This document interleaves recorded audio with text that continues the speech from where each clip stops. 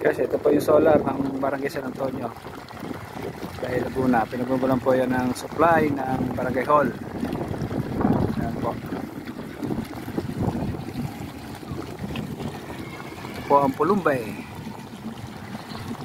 Ayan.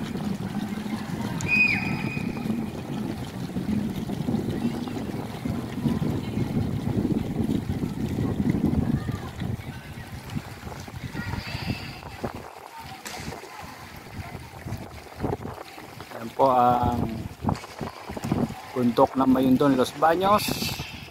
Ito naman po ang Pulong Kalamba. Yan. Ayan po. Ganda, oh guys, oh.